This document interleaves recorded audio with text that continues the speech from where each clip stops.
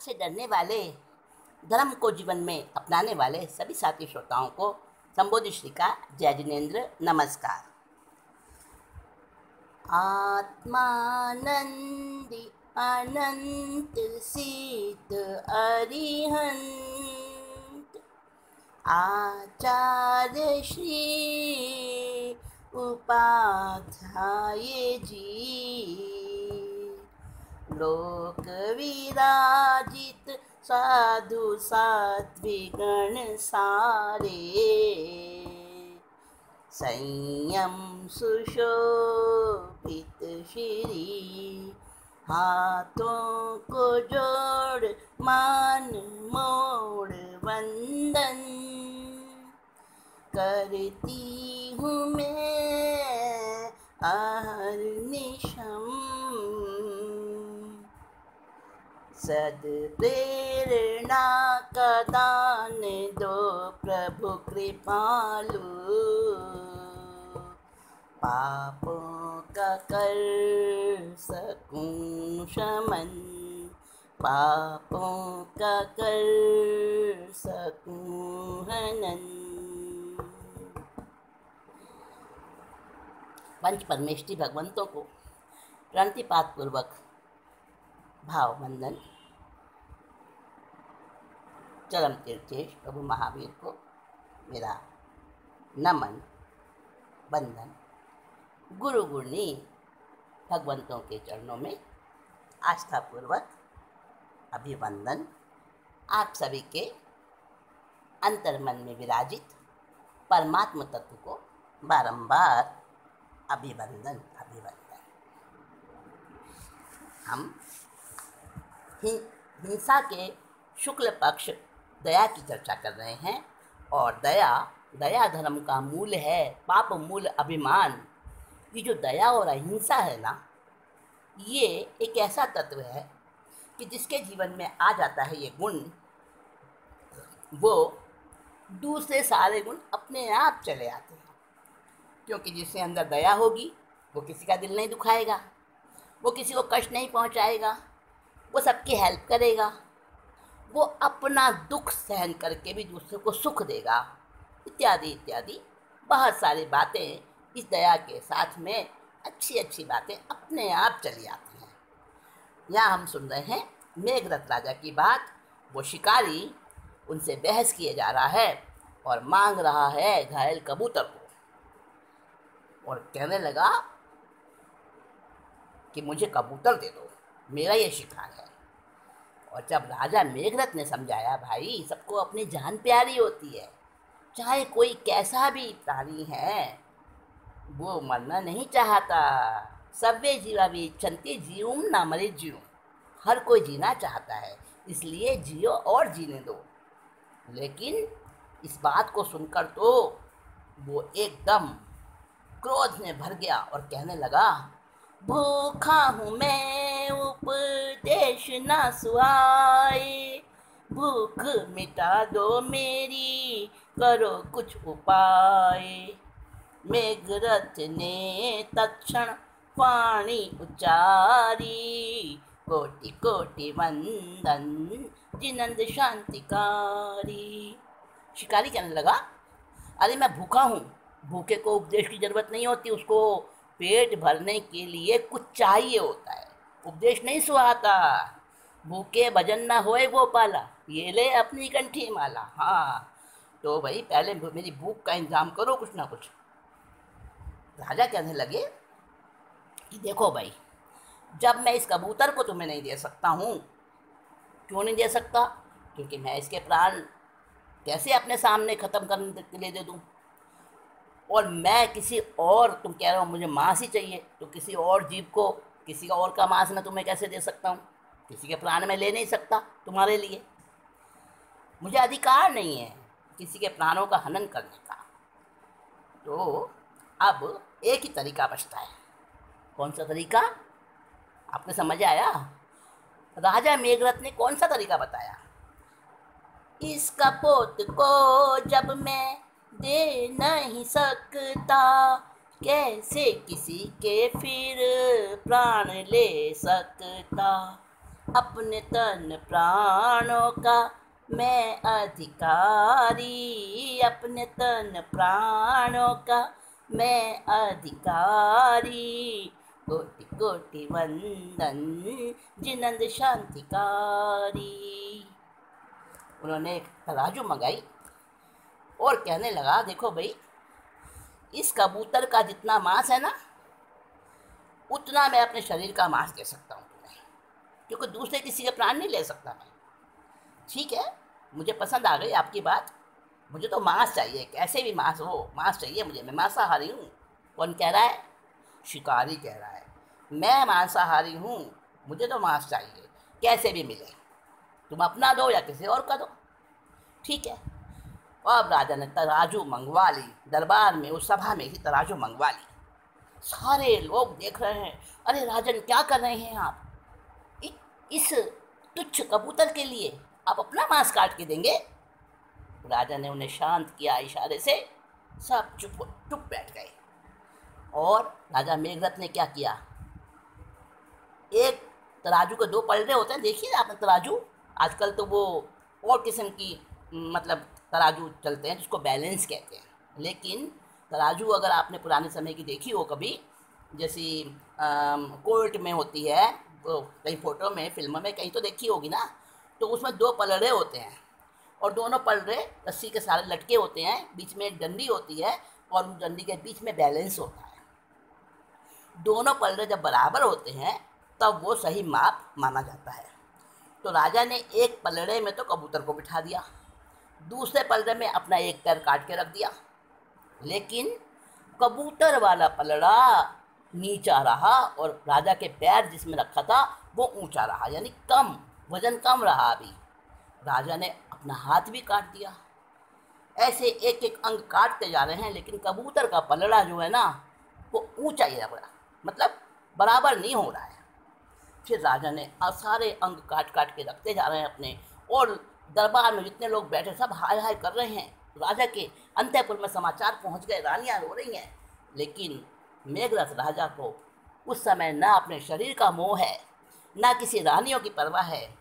उनको तो उस समय धर्म और दया, बस अपना कर्तव्य यही दिख रहा था। सारे अंग उन्होंने काट काट के रख दिए, लेकिन धन्य धन्य लोग कह रहे हैं, पर पलड़ा दोनों बराबर नहीं हो पा रहे हैं।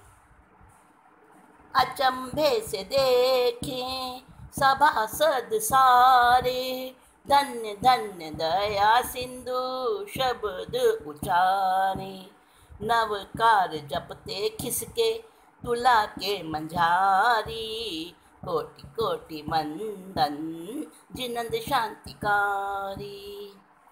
पलड़ा कपोत का हुआ झट बराबर, पल के मुंदी लपकी सुख पीड़ा से भर, तभी फैली रोशनी अचरजकारी, कोटि कोटि वंदन जिनंद शांतिकारी। हुआ क्या, राजा ने जितने भी अपने शरीर के अंग काट काट के रख दिए थे, हथेली भी काट दी, उंगलियां भी काट दी, जितने भी रखते जा रहे वो पल्ला कबूतर का बराबर ही नहीं हो रहा। आखिरकार खिसक के जैसे तैसे करके राजा खुद पलड़े में बैठ गए, जो उनका धड़ बचा हुआ था ना, वो भी खिसक के पलड़े में वो बैठ गए। जैसे ही संपूर्ण शरीर पलड़े में आया, तुरंत वो कबूतर वाला पलड़ा बराबर हो गया और सारे सभासद धन्य धन्य कह रहे हैं। उसी समय क्या होता है, चमत्कार हो गया। क्या चमत्कार हो गया, एक रोशनी आई, तेज रोशनी। भूप के अंग सारे स्वस्थ हुए हैं, शिकारी कबूतर दोनों गायब हुए हैं, दिखाई दिए देव दो रिद्धिधारी, कोटि कोटि वंदन जिनंद शांतिकारी। तेज रोशनी आई, सारा सब चकाचौंध हो गए, और उस समय शिकारी भी गायब, कबूतर भी गायब, दो देव प्रकट हुए, बड़े रिद्धि, बड़े चमकदार, उनके शरीर पूरे, क्योंकि व्याक्रिय होती है ना, और देव जल्दी से दिखते भी नहीं हैं। कहते हैं देव जिसको दिखते हैं ना, उसका बहुत पुण्य होता है जिसको देव दिखते हैं। तो देव दिखाई दिए वहाँ पर, मणि मुकुट कुंडल, उनके कपड़े भी ऐसे बहुत ही सुंदर, बड़े ही बारीक महीन, सुवासित सुगंध उड़ रही थी। और कहने लगे, राजा, हे मेघरथ महाराज, आप धन्य हो, सचमुच जैसा सुना था उससे बढ़कर ही आपको हमने पाया। तुम्हारी प्रशंसा सुनकर हमारे मन में शंका आई थी, ईर्ष्या हुई थी, घमंड होने लगा था अपने ऊपर, लेकिन हमने तुम्हारी उस समय वैल्यू ठीक ठीक नहीं की और हमने तुमको कम समझा कि फालतू में तुम्हारी प्रशंसा कर रहे हैं इंद्र। लेकिन जब तुम्हारी परीक्षा करी, एक देव, हम दोनों में से एक कबूतर बन गया था और एक शिकारी बन गया था, हमें तो आप क्षमा कर दो, हमने आपको बहुत कष्ट दिया। सुना जैसा आप उससे बढ़कर निकले, युगों तक अखंडित यश कीर्ति पले, जब भी बुलाओगे आए उस बारी, कोटि कोटि वंदन जिनंद शांतिकारी। बार बार नमते देव गुण गाते, उपस्थित जन सभी भाग्य सराहते, सुरलोक गए देव संबोधि धारी, कोटि कोटि वंदन जिनंद शांतिकारी। और वो देवता बड़ी प्रशंसा करी इन मेघरथ राजा की सचमुच में, और कहने लगे, आपका यश, आपकी कीर्ति युगों युगों तक, जब तक चंद्र और सूर्य रहे तब तक आपका नाम चलेगा, आपका यश फैले सचमुच में। और इस प्रकार से उन्होंने बार बार वंदन किया उन मेघरथ महाराज को। और जितने भी लोग वहाँ सभा में उपस्थित थे, सब ने उस दृश्य को देखा। फिर वो देव कहने लगे, जब भी आप हमें याद करोगे हम तुरंत आपके पास आएंगे, ये हमारा वचन है। और वो चले गए, अदृश्य हो गए, अपने सुरलोक को, देवलोक को चले गए। देखो, मेघरथ महाराज ने ऐसे उच्च भावों से उस समय उन्होंने तीर्थंकर गोत्र का बंधन किया था, क्योंकि जो कोई भी जो कुछ भी क्रिया और काम करते हैं उसके पीछे भाव ही प्रमुख होते हैं। तो जब वो ये अपने अंग काट काट के रख रहे थे, उन्हें अपने शरीर का भी कोई मतलब शौक नहीं था, कोई पीड़ा नहीं थी कि मैं क्या कर रहा हूँ एक कबूतर के लिए। लेकिन नहीं, एक जीव है, ऐसी आत्मा है जैसी आत्मा मेरी है, ये सिद्ध परमात्मा के समान आत्मा है और मुझे इसको बचाना है, बस यही उनके अंदर में विचार थे। और ऐसे अभेद विचारों से, अभेद का मतलब जैसी मेरी आत्मा वैसी इसकी आत्मा, जैसा कष्ट मेरा वैसा कष्ट इसका भी, तो इस प्रकार के भावों से तीर्थंकर गोत्र उन्होंने बांध लिया। तीर्थंकर तो बाद में बने, लेकिन पहले तैयारी की ना, है ना, पहले तैयारी करनी पड़ती है। तो मेघरथ राजा ने इस प्रकार से शुद्ध करुणा जिस समय धारण करी, दया का आचरण किया, प्राणियों की रक्षा के लिए अपने प्राणों को लुटा दिया। नरपति मेघरथ राय की आयु अनेकों पूर्व, चमके वर्चस्वी सुयश जैसे चंदा सूर्य, त्याग पूर्ण वैराग्य से स्वीकारा संयम, जप तप साधना में रमे निरति चार पालन, आयु सीमा जान के संतारा करते, प्रशस्त भाव आलोचना समाधि मरण मरते, सर्वार्थ सिद्ध विमान में उत्पत्ति होती, चंदोवा सुहाना है 256 मोती, 33 पक्ष से सांस लें 33 पक्ष उच्छ्वास, 33,000 वर्ष में आहार संज्ञाभास। अब वो उस समय तो ये घटना घट गई। उसके बाद और लंबी बहुत उनकी आयु थी, अनेकों पूर्व आयु का एक माप होता है। एक पूर्व कितना होता है पता है आपको? एक पूर्व होता है 70 अरब 67 करोड़ वर्ष का एक पूर्व होता है और अनेकों पूर्व की उनकी आयु थी। हाँ, सचमुच होती है, ऐसी आयु होती है, पहले हुआ करती थी। और ये अवसर्पणी है ना, मैंने आपको बताया था ना, अवसर्पणी का समय चल रहा है, 5वां वाला चल रहा है, तो अब छठा चलेगा, उसके बाद उत्सर्पणी आएगी। तो ये चक्र चलता रहता है बिना रुके, समय का चक्र। तो अवसर्पणी का ये 5वां आ रहा है। और पहले बहुत लंबी लंबी आयु हुआ करती थी और शरीर की ऊंचाई, शरीर का बल, शरीर की ताकत, धरती के अंदर उपजाऊ शक्ति, बहुत कुछ सब अच्छा अच्छा हुआ करता था। वो घटता घटता, ये अवसर्पणी है ना, घटता घटता अब कम हो गया है। तो इतनी आयु हुआ करती थी पहले। प्रथम तीर्थंकर जो तीसरे आर्य के अंतिम समय में जन्मे थे, प्रभु आदिनाथ, उनकी आयु पता है कितनी थी? 84 लाख पूर्व की आयु थी उनकी। सोच कर भी हैरानी होती है, पर सच्चाई है ये।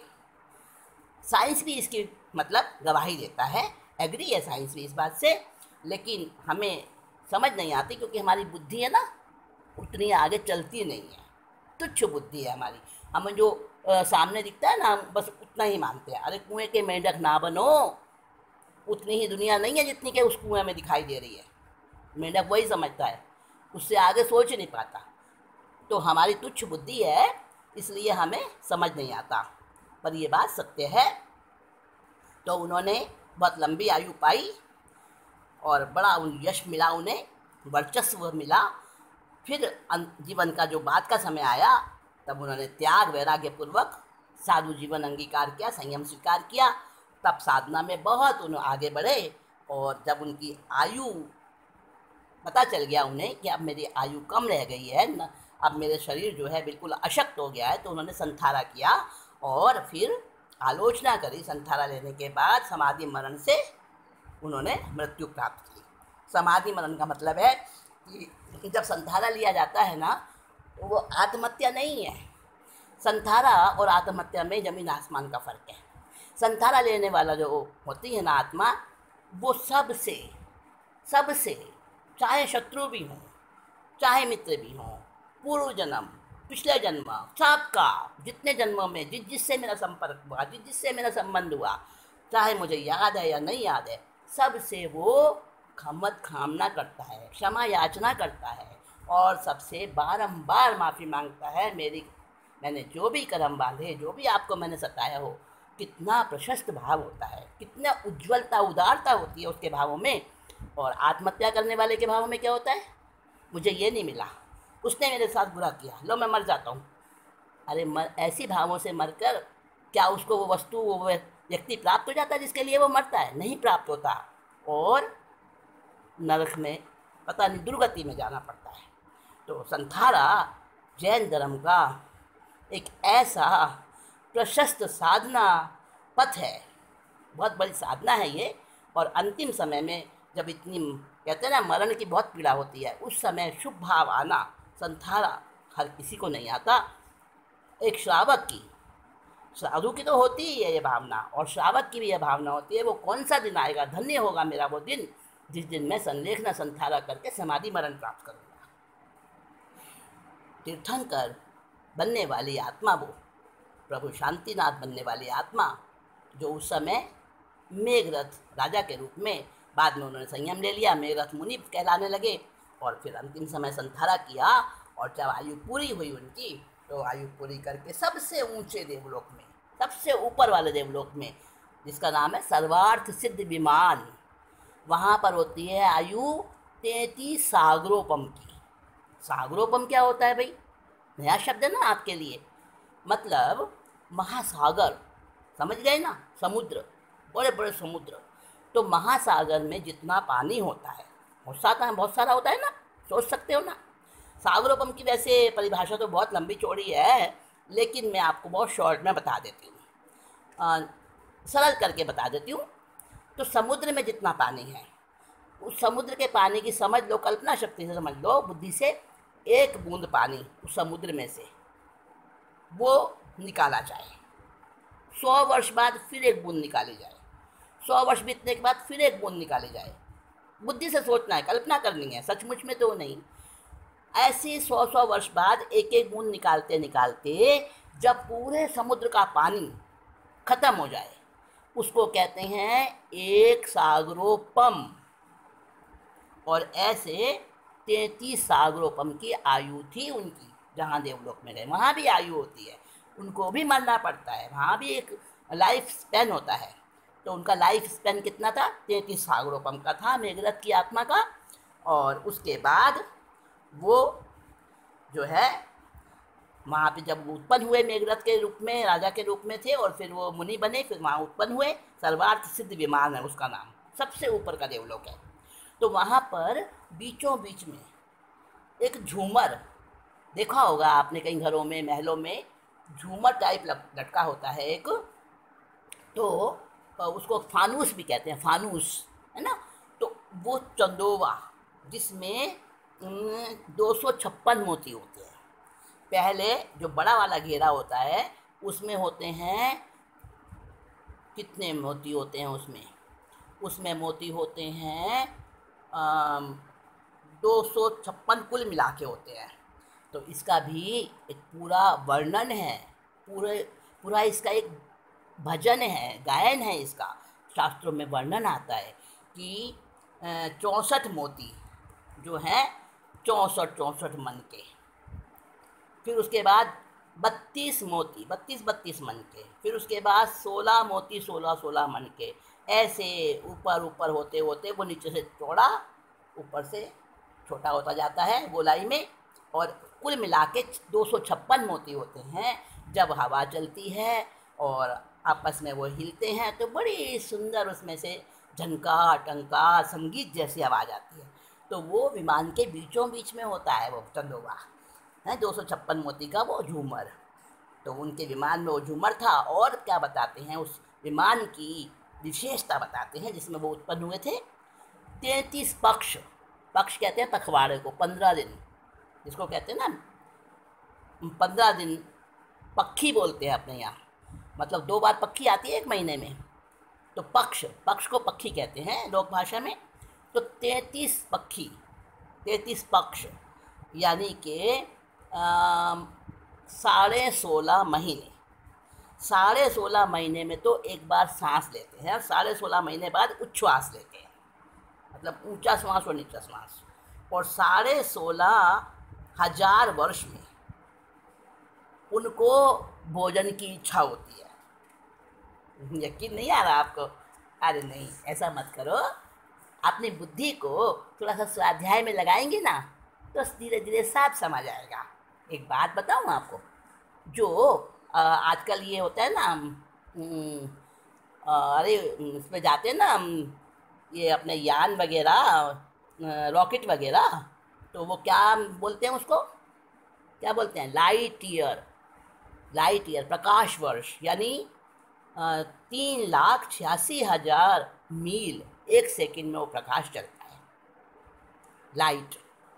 तो जितना एक वर्ष में वो प्रकाश यात्रा करता है उतनी ऊंचाई का एक लाइट ईयर होता है। तो वो लाइट ईयर आजकल माप के काम आता है कि कौन सा ग्रह, कौन सा तारा, कौन सा मतलब वो जो है लोक, जिसको कहते हैं एक अलग दुनिया, बहुत दुनिया बसी हुई है हमारी दुनिया जैसी, तो कौन सा क्या कितना कितना दूर है वो लाइट ईयर से मापते हैं। पता है आपको? उसको तो सच मानते हो और शास्त्रों की बात में शंका करते हो। ठीक है, नहीं समझ में आता तो पूछ लो, समझो उसको, लेकिन ऐसा मत कहो कि नहीं नहीं झूठी बात है, पाप लगता है इससे। हाँ, भगवान के वचनों में शंका नहीं करनी, क्योंकि तीर्थंकर प्रभु ने जो फरमाया, जो बताया, उसमें उनका तो कोई स्वार्थ था ही नहीं। जब हम बहुत सारी अविश्वसनीय चीज़ों को सही मान लेते हैं तो शास्त्र की बातों पर हम किंतु परंतु को लाते हैं। हाँ, तो इतनी उनकी आयु थी, 16,500 वर्ष से उनको आहार की इच्छा होती थी। और वहाँ पर कोई मिथ्यात्री है ही नहीं, जहाँ वो उत्पन्न हुए थे ना सर्वार्थ विमान में, उसमें बस वो देवलोक की आयु पूरी हुई, उसके बाद मनुष्य बना और बस मोक्ष में जाना, केवल एक भाव बाकी होता है मोक्ष में। ऐसे आत्मा वहाँ पर जाती हैं। तो उस विमान में जहाँ पर जाकर वो उत्पन्न हुए, कौन? मेघरथ राजा। और 33 सागरोपम की उनकी आयु थी। ऐसा उनका दया और करुणा का विपाक था। और वो शांतिनाथ भगवान बने। अब शांतिनाथ भगवान जब वो बने तो उस समय उनके माता पिता कौन थे, कहाँ उनका जन्म हुआ था। तीर्थंकर तो बाद में बनते हैं ना, पहले तो माँ की कुक्षी में आते हैं। हाँ, तो शांतिनाथ कैसे बने उनका वर्णन वो हम आगे सुनेंगे। और फिर उसके बाद दया धर्म के ऊपर हम और विचार करेंगे। बस दया धर्म की बातें जितनी करो। अरे मिठाई तो खाते ही रहो ना, किधर से भी खाओ, मीठी ही लगती है। तो दया धर्म ऐसा है। और ये जो बातें होती हैं ना, आत्मा के गुणों की, आत्मा के गुणों की, जीव रक्षा की जो बातें होती हैं, इनसे मन को बड़ा सुकून मिलता है, शांति मिलती है। शांतिनाथ उनका नाम है। क्यों उनका नाम शांतिनाथ रखा गया और कुछ क्यों नहीं रखा गया, हाँ, इसके पीछे भी कारण है। तो मैं आपको नेक्स्ट मीटिंग में बताऊंगी। तब तक के लिए आपको वेट करनी पड़ेगी। अभी मैं आपसे आज्ञा लूँगी और बहुत जल्दी ही फिर से हम बैठेंगे और चर्चा करेंगे। इससे हमारे पापों का क्षयोक्षम होगा, हमारे कर्मों का क्षयोक्षम होगा, निर्जरा होगी। शुद्ध भावों से हम अगर इन सब चर्चा को कर रहे हैं, सुन रहे हैं, वास्तव में इसमें बहुत फ़ायदा होगा, चाहे हमें पता चले या ना चले। तो साथियों, अभी आज्ञा दें। जय जिनेंद्र, नमस्कार। और वीडियो को आप लाइक करेंगे और सब्सक्राइब करेंगे, बेल आइकन को बराबर क्लिक करेंगे, याद रखेंगे ना। नमस्कार, जय जिनेंद्र।